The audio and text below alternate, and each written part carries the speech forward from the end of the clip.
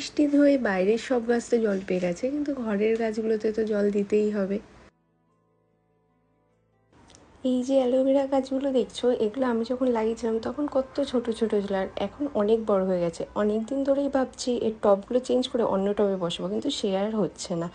তো গাছে জল দেওয়ার পরে আমি বসে গেছি আমার কাজে। আজকে আমার 2টো কেকের অর্ডার ছিল। ফার্স্টে এখন আমি যে কেকটা রেডি করছি, এটা ডেলিভারি ছিল দুপুর 12টার সময়, তো আমি ফার্স্টে এটাই কমপ্লিট করছিলাম। আর এই ডিজাইনটা কিন্তু সিম্পলের মধ্যে আমার ভীষণ পছন্দের। এটা অনেক রকম কালার কম্বিনেশনেই করা যায়, তবে আমার কাছে মেনলি পার্পল আর পিঙ্কটাই বেশি হয়েছে। তোমরাও জানিও এই কেকের ডিজাইনটা তোমাদের কাছে কেমন লাগলো।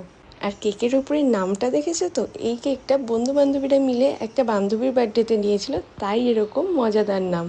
এরপরেই আমি আর ভাই বেরিয়ে গেছিলাম আমাদের নিজেদের কিছু জিনিস নিতে, প্লাস আমার নেক্সট কেকের জন্য ডেকোরেশনের কিছু